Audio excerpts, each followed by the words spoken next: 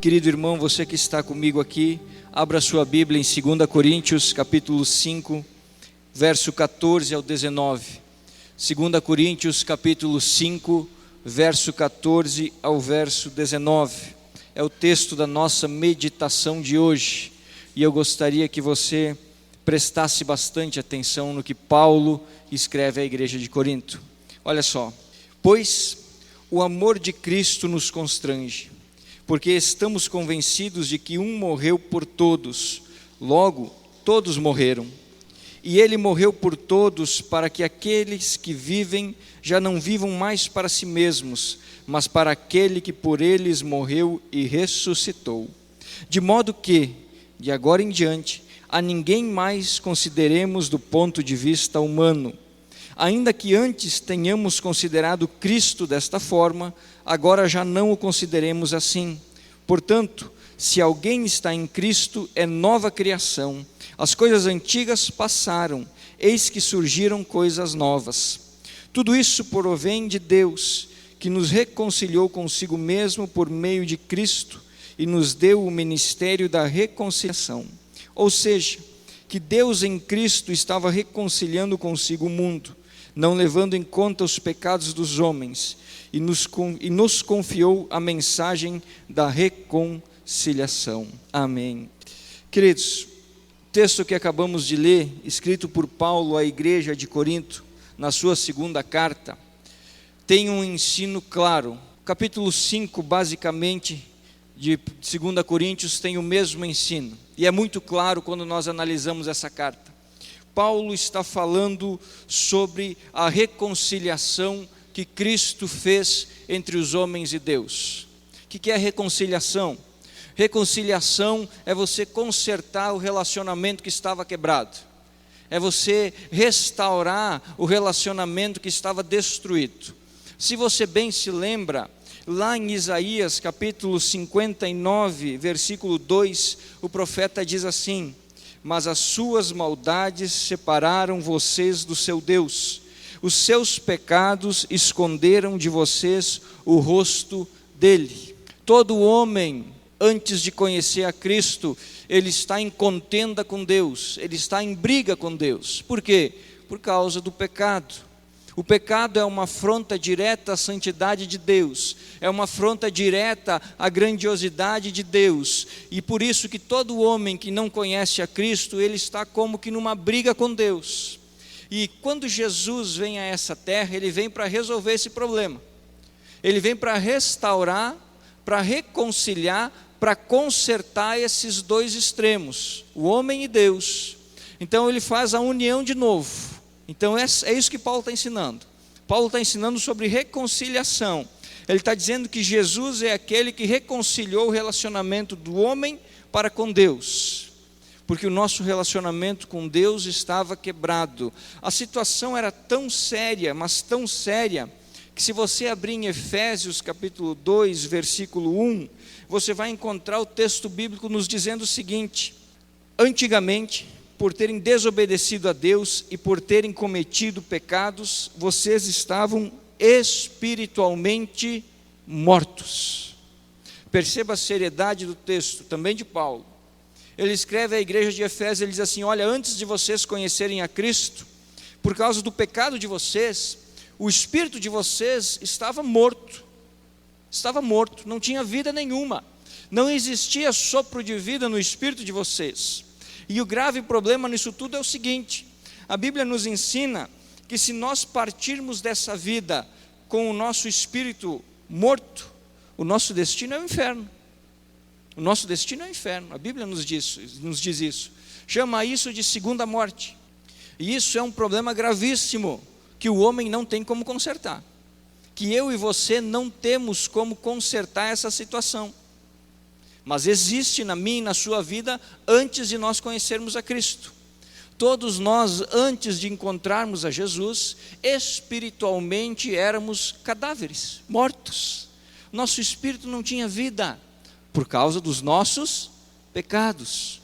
Porque os nossos pecados nos separavam de Deus, e todo homem que está separado de Deus, ele está espiritualmente morto, porque Deus é a fonte da vida. Então, o que Paulo está ensinando à igreja de Corinto, no capítulo 5, nesses versículos que lemos, é isso. Ele está dizendo assim: olha, entendam o seguinte: um morreu por todos. Jesus veio ao mundo para restaurar, para reconciliar vocês e eu com Deus.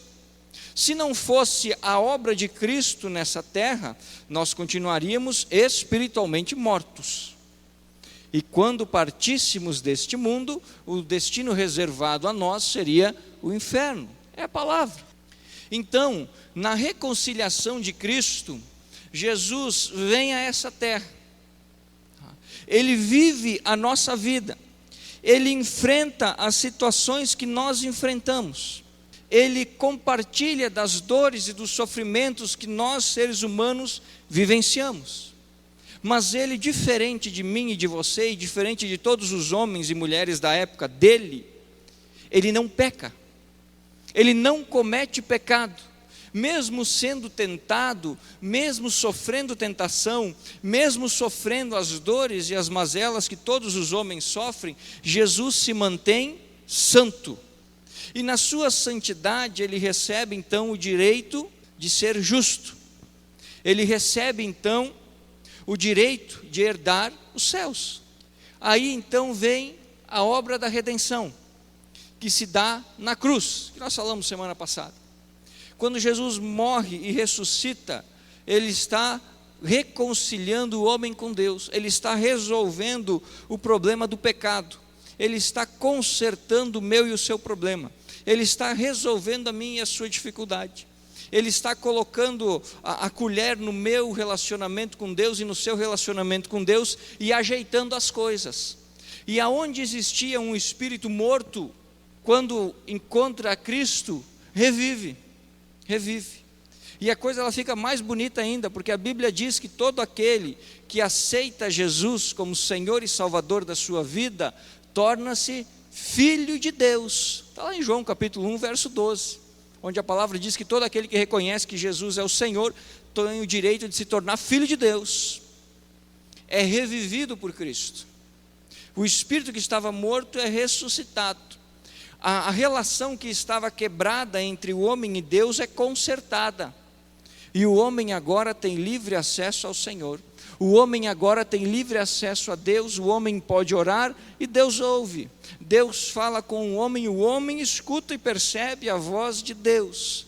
Isso é a reconciliação, e é isso que Paulo está falando em 2 Coríntios, a importância da reconciliação.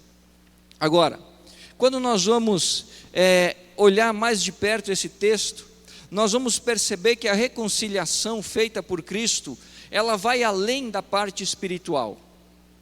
Ela não se mantém apenas no âmbito da espiritualidade. Ela atinge todas as áreas da minha e da sua vida. Como assim? O verso 17 de 2 Coríntios, um dos versos mais conhecidos da Bíblia, diz algo interessante. Ele diz assim: quem está em Cristo é nova criatura, ou criação. As coisas antigas passaram, eis que tudo fez-se novo. O que esse verso está dizendo? Esse verso está dizendo que além de Jesus reconciliar o meu relacionamento com Deus, além de Jesus restaurar o meu espírito, de renovar o meu espírito e ressuscitar o meu espírito, Jesus também promove uma transformação completa em todas as áreas da minha vida. Quando eu entrego o meu coração a Cristo, ou quando qualquer pessoa entrega o coração a Cristo e o reconhece como Senhor e Salvador, Deus começa uma obra por completo. Ele restaura o espiritual, ele restaura o emocional e ele transforma até mesmo o físico que cerca. Quando a pessoa conhece a Jesus, ela muda. Quando a pessoa encontra Jesus, ela é transformada. Isso também é obra da reconciliação de Jesus. Porque aqui também está a beleza do Evangelho.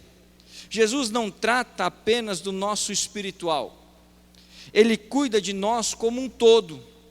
Jesus ele não trata conosco somente na parte espiritual, não. Ele cuida de nós em todas as áreas: emocional, física, familiar, financeira, todas as áreas que envolvem o ser humano, tudo que envolve a minha e a sua vida, Jesus toca. E por que que Ele toca? Ele toca para transformar, Ele toca para restaurar, Ele toca para fazer novo, Ele toca para dar vida nova, Ele toca para fazer com que a gente experimente uma maneira diferente de viver, que nos faça viver de maneira melhor. É a reconciliação. Jesus reconcilia o relacionamento do homem com Deus. Nessa reconciliação, Ele não passa apenas na questão do espírito, Ele toca em todas as áreas da minha e da sua vida. E Ele faz questão de consertar cada pedacinho da nossa história. Ele faz questão de mudar cada falha de caráter que existe em mim e em você. Ele faz questão de alterar cada princípio errado que eu e você carregamos. Porque quando Jesus toca na minha e na sua vida, Ele não se contenta a ficar no âmbito do espírito. Não. Ele mexe em todas as áreas. Em todas as áreas. É por isso que quando nós vemos alguém que sempre foi uma tranqueira na vida, e se converte, e muda o seu jeito de ser, e muda a sua história, e se torna um grande homem, uma grande mulher, nós ficamos de boca aberta, e nós pensamos assim: mas esse não pode ser o fulano que eu conhecia 10 anos atrás, o fulano que eu conhecia 10 anos atrás não valia uma bolacha Maria, não valia uma nota de R$2, era um tranqueira, mas olha só isso, agora não acredito nas mudanças que aconteceram na vida desse sujeito. É isso que Jesus faz, é a transformação. A reconciliação promove transformação de vida. E nessa noite, de uma maneira bem rápida, eu gostaria de olhar com você exatamente como se dá essa transformação, como Jesus vai operando, como que as coisas vão acontecendo, como é que as coisas vão se movimentando ao nosso redor, para que tudo se encaixe naquilo que Deus está fazendo, naquilo que Deus está transformando na nossa vida. Para isso a gente precisa olhar um pouco mais detalhado para o verso 17, e eu quero convidar você a ler ele de novo, 2 Coríntios capítulo 5, verso 17, mas leia com muita atenção. Portanto, se alguém está em Cristo, é nova criação, as coisas antigas já passaram, eis que surgiram coisas novas. 2 destaques aqui nesse verso que nos ensinam sobre a transformação operada por Jesus. Primeiro deles, começo do versículo, perceba que Paulo diz: aquele que está em Cristo. A transformação se dá quando eu estou em Cristo.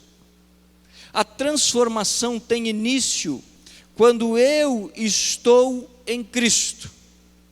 Se eu não estiver em Cristo, a transformação não acontece. E nós vamos entender o porquê. Diz Paulo que aquele que está em Cristo é uma nova criatura, uma nova criação. E aqui o grande segredo desse pedacinho, para nós entendermos, é a pequena palavrinha, o pequeno verbo está. Está. Aquele que está em Cristo.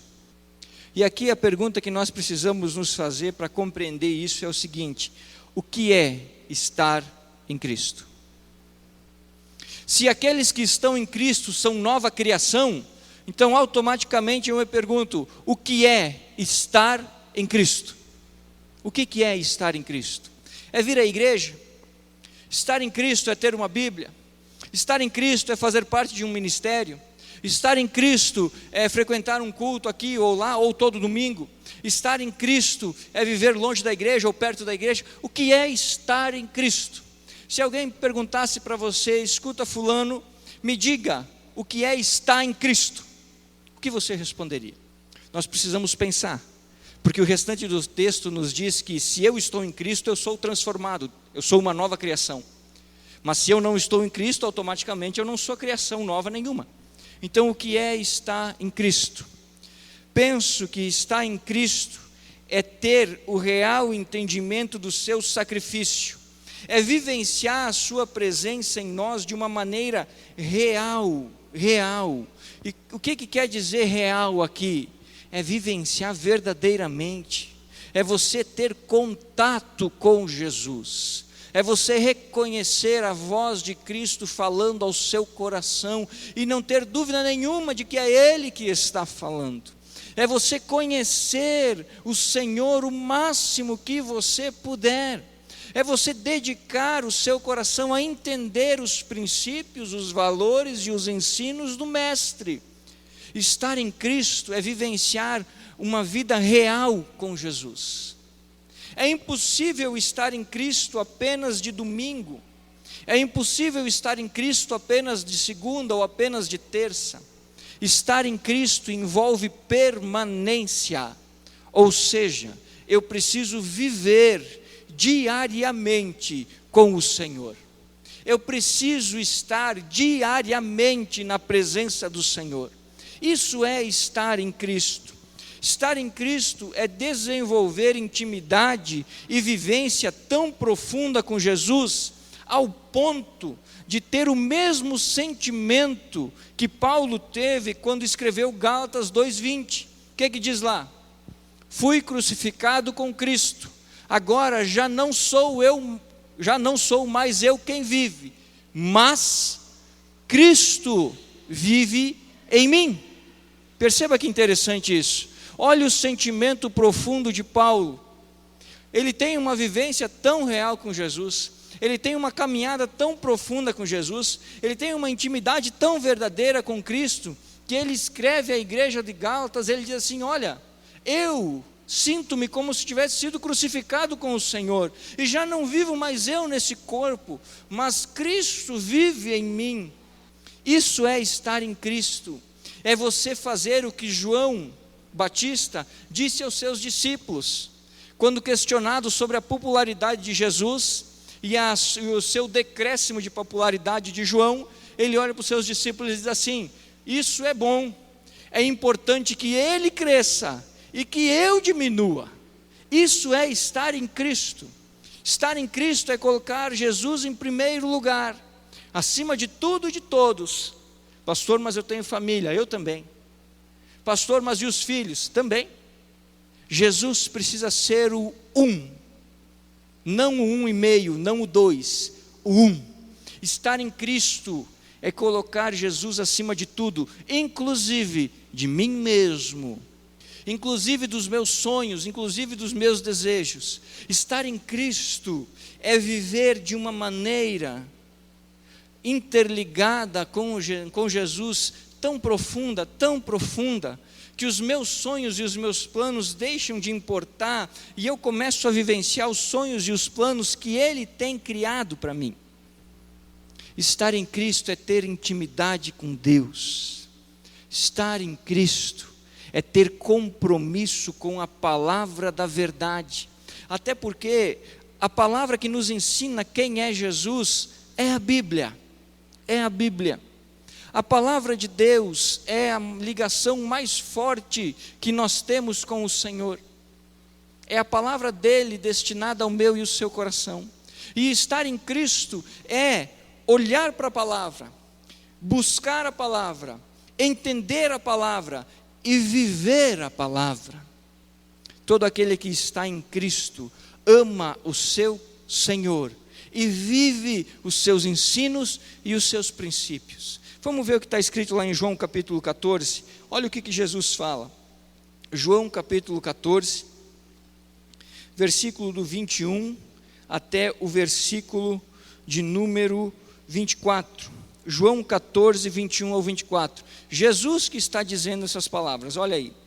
Quem tem os meus mandamentos e lhes obedece, esse é o que me ama.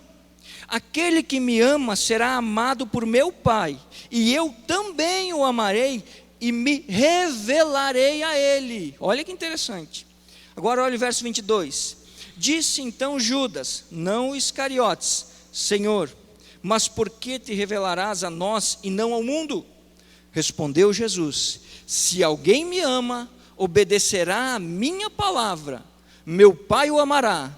Nós viremos a ele e faremos morada nele. Olha que coisa tremenda. Estar em Cristo é isso. É amar a Deus a tal ponto de ser templo do Espírito. Estar em Cristo é vivenciar os ensinos de Jesus de uma maneira prática, como ele disse: aquele que me ama, obedece às minhas palavras. Aquele que me ama, obedece os meus ensinos. Para se estar em Cristo é preciso ter compromisso. Compromisso é diferente de envolvimento.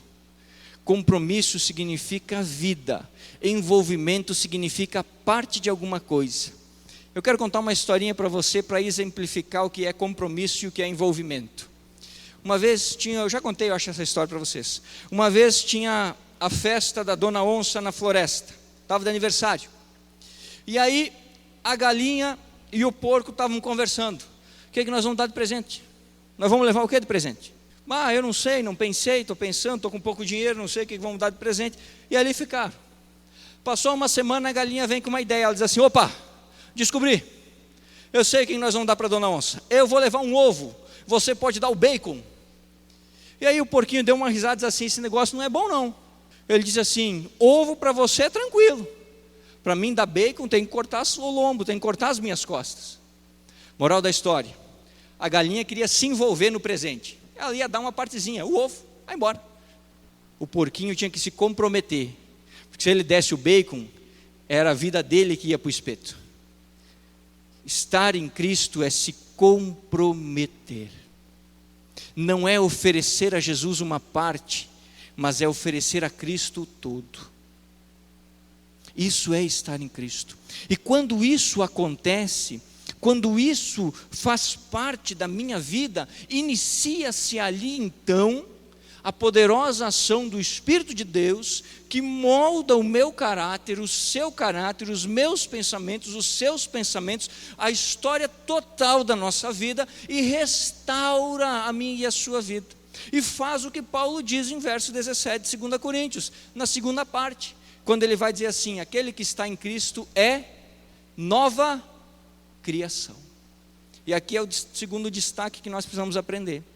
O primeiro é: para ser transformado é necessário estar em Cristo. Segundo, se eu estou em Cristo, Jesus faz de mim uma nova criação. Ele literalmente me reconstrói. O termo usado por Paulo é muito bonito. Paulo não diz assim: Jesus dá uma tapeada, Jesus dá uma consertada. Não.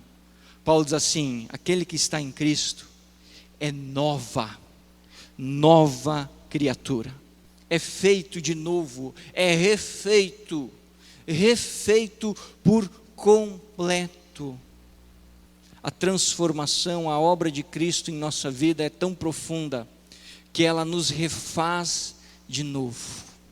Ela nos refaz novamente. E aqui não existe exemplo melhor para dar, para nós entendermos isso, do que um oleiro que faz vasos de barro. Não sei se você já assistiu na televisão aqueles senhores ou senhoras que têm aquela maravilhosa habilidade, e eles pegam argila e eles colocam em cima de uma mesinha que fica girando, e com as mãos e com água eles vão modelando aquele barro até se tornar um vaso maravilhoso. E depois aquele vaso é colocado no fogo, é queimado, aquecido, e depois ele é usado. E muitos vasos desses duram anos e anos. Mas assim como todas as coisas na vida, eles vão ganhando as marcas do tempo. Às vezes é um cantinho que está lascado, às vezes é um risco feito por alguém sem querer, às vezes é um pequeno furo, às vezes é uma rachadura, às vezes pode chegar ao extremo de quebrar uma partezinha, um cabo, uma alça, uma beirada. E aí o que faz o oleiro quando acontece isso? Quando ele tem um vaso que ele já fez e que está danificado, que está quebrado, o que ele pode fazer? Ele pega aquele vaso, ele quebra aquele vaso inteiro, ele moe aquele vaso, pedaço por pedaço, ele vai quebrando um por um, pedacinho por pedacinho, e depois que aquele vaso está todo quebradinho, ele adiciona água e ele coloca um pouquinho mais de argila, e aí todo aquele material volta para a mesinha que gira, e ele senta na frente daquele material, e ele coloca as mãos naquele barro que já foi um vaso, e ele refaz de novo, e quando ele acaba, o vaso que estava quebrado agora está inteiro, o vaso que tinha marcas agora está lisinho, o vaso que ninguém mais gostava agora está bonito.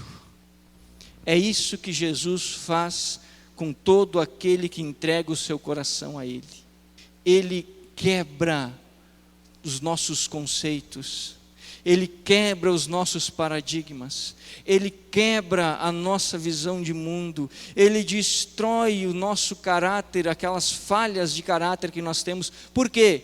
Porque aí Ele vai começar a construir de novo, novamente uma nova criação. Jesus vai nos reconstruir, para que sejamos novos, para que quando Deus nos olhe, Ele nos olhe como se fôssemos recém-nascidos, e é por isso que a Bíblia nos compara, quando entregamos o coração a Cristo, a crianças recém-nascidas, porque Jesus Ele está nos refazendo por inteiro, por completo, novamente. E aí Paulo usa dois detalhes bem interessantes. Ele diz assim, aquele que está em Cristo é nova criatura, as coisas antigas passaram. O que quer dizer isso? Paulo está dizendo que todas aquelas coisas antigas, o pecado, os nossos preconceitos, os nossos medos, as nossas falhas de caráter, os nossos erros, os nossos enganos, os nossos vícios, tudo isso já não pesa mais na balança do relacionamento entre eu e Deus, já não faz mais peso, porque Ele, Cristo, quebrou, porque Ele, Cristo, retirou. As mágoas, os ressentimentos, os desânimos do passado, tudo isso Cristo Ele vai arrebentando pouco a pouco, e Ele vai construindo novo, Ele vai refazendo. Claro que esse não é um processo que acontece da noite para o dia, isso não é um processo que acontece em 2 ou 3 horas, anos e anos e anos, todos os dias da minha e da sua vida, bem da realidade, Jesus está trabalhando na construção de um novo, de uma nova criação. E é por isso que quando vai passando o tempo, nós vamos entendendo mais da palavra, e muitos pecados que nós vivenciávamos há muito tempo, nós vamos deixando pelo caminho. Isso é sinal de que Cristo está criando nova criação em nós. Ele está arrebentando as coisas do passado. Ele está deixando as coisas do passado. Mas aqui eu queria dar 2 alertas apenas em relação ao passado. O primeiro deles é o seguinte: a gente não pode ser safado. Tem muita gente que se converte e que lê esse texto e diz assim: bom, então a conta que eu fiz antes de me converter não precisa pagar, porque Deus, as coisas antigas passaram. O filho que eu tenho fora do casamento não preciso dar pensão, porque as coisas antigas passaram. Isso é sem vergonhice. Isso é grave defeito de caráter. Não é isso que a Bíblia está dizendo. O que a Bíblia está dizendo é que quando diz que as coisas do passado passaram, é que todas as mazelas da minha vida, todos os pecados da minha vida, todas as falhas de caráter da minha vida, já não fazem barreira entre o meu relacionamento e Deus, já não escravizam mais, já não fazem peso nas minhas costas, porque Cristo as tomou sobre si na cruz do Calvário. É isso que a Bíblia está falando. E o segundo alerta sobre o passado que eu queria deixar é o seguinte: não se apegue. Às vezes a gente passa anos agarrado a sofrimentos do passado. Às vezes a gente passa anos remoendo desgraças que aconteceram. Deixa Jesus levar embora. Às vezes Jesus está querendo levar isso embora e a gente está ali agarrado, e não solto, isso não, e a gente sofrendo. E Jesus olhando e diz assim: escuta, filho, eu já estou aqui para levar embora, para resolver de vez esse problema. Deixe o passado no passado. Aprenda com os erros, aprenda com os acertos, mas não fique grudado nas coisas que já se foram. Não fique apegado a sentimentos que não vão levar a lugar nenhum. Não fique apegado a desgraças, a dores. há alegrias que passaram, deixa que Jesus leva isso embora. Muitas pessoas têm tremenda dificuldade de se perdoar. Se Deus nos perdoou, quem somos nós para não nos perdoarmos? Todos nós erramos, mas Cristo levou embora as nossas falhas.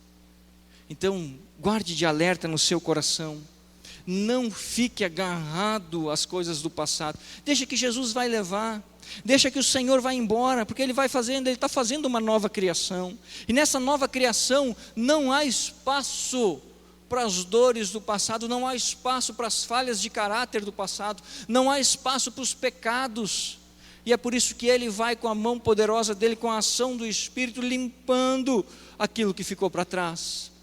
E aí Paulo finaliza dizendo um negócio maravilhoso, no verso 17, ele diz assim: eis que tudo se fez novo. O que Paulo está querendo dizer com isso? Paulo está querendo dizer que a obra de Cristo é tão maravilhosa, e que a reconstrução de Jesus na minha e na sua vida é tão poderosa, que Ele modifica todo o nosso ser a ponto de nós nos olharmos no espelho e nos assustarmos com a nossa própria mudança. Nos olharmos no espelho e fingirmos: meu Deus, eu sou alguém diferente, alguma coisa mudou em mim. De nos assustarmos quando nós estamos diante de uma situação e a reação que nós temos nem de perto é a reação que nós tínhamos há anos atrás. É isso que Paulo está dizendo, que tudo se faz novo, que a criação de Cristo poderosa renova e refaz a minha e a sua história, e Ele muda, e Ele nos faz novamente enxergar um mundo de uma maneira diferente, de uma maneira nova, que nós não conhecíamos, que nós não sabíamos. Ele nos faz olhar para o nosso casamento de um jeito que nós não sabíamos que era possível, e aquilo tudo é novo. Ele renova o relacionamento, o amor do marido pela mulher, da mulher pelo marido, dos filhos, como se fosse a primeira vez que estão se encontrando. Ele renova os nossos princípios a ponto de nós conseguirmos ser referencial de moral. É isso que se faz novo, um novo ser, uma nova criação. E quando isso acontece, as pessoas que convivem conosco, as pessoas que vivem ao nosso redor, elas olham para nós e elas ficam impressionadas, porque elas dizem assim: eu não consigo acreditar como é que o fulano mudou tanto, eu não consigo acreditar como é que o casamento do fulano está bem até hoje. E outra, eu olho para esse casal, hoje é uma felicidade que eu não consigo entender, há tantos meses atrás era uma guerra dentro dessa casa, e olha hoje como é que está. Isso impressiona aqueles que estão fora. E aí, quando isso acontece, nós nos tornamos então instrumentos de Deus, agentes de Cristo, para transformar outras pessoas. E a reconciliação começa de novo na vida daqueles que nós estamos abençoando agora, sendo instrumentos de Deus. E a transformação começa na vida deles, e a modificação começa na história deles. E se você conseguiu acompanhar o meu raciocínio, você percebe uma lógica. O que Cristo faz em nós, Ele nos usa para fazer na vida do nosso irmão, e do nosso irmão, e do nosso irmão. E um após outro, a reconciliação de Deus, as bênçãos do Senhor e a transformação do Espírito vai dando vida a histórias destruídas, a homens e mulheres que caminham nessa terra como mortos. É só Jesus que pode fazer isso. Por isso que eu vim aqui nessa noite convidar você, querido, a estar em Cristo. O trabalho pesado Cristo já fez, Ele trouxe a reconciliação. Aquilo que nós não poderíamos fazer, Ele já fez. Ele morreu e ressuscitou por mim e por você. Mas agora Ele pede que nós estejamos nele. E esse é o primeiro desafio que eu quero deixar para você nessa noite. Esteja em Cristo. Não apenas lembre-se de Cristo, mas esteja em Cristo. Não apenas envolva-se com Cristo, mas comprometa-se com Cristo. E o segundo desafio é: seja um agente de Deus para transformar a vida das pessoas que estão ao teu redor. Tem uma frase da Madre Teresa de Calcutá que é lindíssima, onde ela diz assim: nós não podemos permitir que nenhuma pessoa saia da nossa presença sem estar melhor do que estava. Se eu estiver em Cristo, se eu vivenciar Cristo, se eu me comprometer com Cristo, as pessoas ao meu redor, elas serão tocadas profundamente pelo Espírito. E eu serei agente de transformação, e vidas serão restauradas, casamentos serão salvos, famílias serão reconstruídas, graça e bênção de Deus será derramada sobre a minha vida e sobre a vida daqueles que estão perto. Mas tudo isso começa quando eu estou em Cristo. Por isso eu quero convidar você nessa noite a tomar uma decisão. E a decisão é a seguinte: hoje, a partir de hoje, eu vou me comprometer com Jesus. Eu não vou me envolver, eu não vou me interessar, eu vou me comprometer. Um compromisso de vida e de morte, algo profundo, porque eu quero que na minha vida Cristo faça uma nova criação, porque eu quero que na minha vida Cristo me livre do passado e me faça ver novas coisas. A decisão é sua, e eu convido você a fechar os teus olhos nesse momento. Se você quiser se comprometer com Cristo, fale com Ele, porque Deus ouve você. E eu quero orar pela sua vida.